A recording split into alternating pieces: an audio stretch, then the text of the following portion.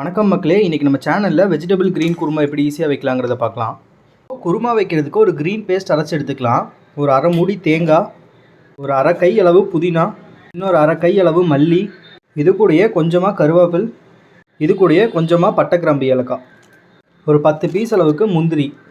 நம்ம குருமாவுக்கு மிளகாத்தூள் சேர்த்து போடுறதில்ல, அதனால் ஒரு 5 பீஸ் பச்சை மிளகா, இது கூடயே ஒரு 50 ml தயிர்.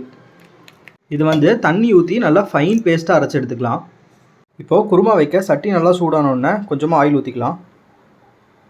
ஆயில் கூடயே கொஞ்சமாக கல்பாசி, ஒரு 2 ஸ்டார் பூ, கொஞ்சமாக சோம்பு நல்லா பொரிஞ்ச உடனே ஒரே ஒரு பெரிய வெங்காயம், கொஞ்சமாக கருவேப்பில். வெங்காயம் ஒரு 50% நல்லா வணங்கினோடனே ஒரே ஒரு தக்காளி ஓரளவுக்கு வணங்கினோடனே ஒரு 2 டேபிள் ஸ்பூனுக்கு இஞ்சி பூண்டு பேஸ்ட்டு கூடயே ஒரு 1/4 டேபிள் ஸ்பூனுக்கு மஞ்சத்தூள். இப்போது இஞ்சி பூண்டு பேஸ்ட் நல்லா வணங்கினோடனே நம்ம சேர்க்க வேண்டிய வெஜிடபிளில் இது கூட சேர்த்திக்கலாம். உருளைக்கிழங்கு, கேரட்டு, பீன்ஸு, சோயா இதெல்லாமே நல்லா ஆயிலில் ஃப்ரை பண்ணிக்கலாம். காய் நல்லா வணங்கும் போதே ஒரு டேபிள் ஸ்பூனுக்கு உப்பு.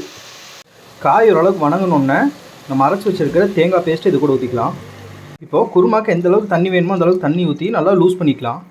இந்த டைமில் குக்கரை மூடி ஒரு 4 விசிலுக்கு நல்லா வேக வச்சு எடுத்துக்கலாம். இப்போது ஒரு 4 விசிலுக்கு அப்புறம் எண்ணெயெல்லாம் நல்லா பிரிஞ்சு நம்ம குருமா சூப்பராகவே ரெடி ஆயிடுச்சு. இதே மாதிரி நிறைய வீடியோஸ் பார்க்குறதுக்கு மறக்காமல் நம்ம சேனலை சப்ஸ்கிரைப் பண்ணிக்கோங்க. வீட்டில் செஞ்சு பார்த்துட்டு எப்படி இருக்குன்னு கமெண்ட்டில் சொல்லுங்கள்.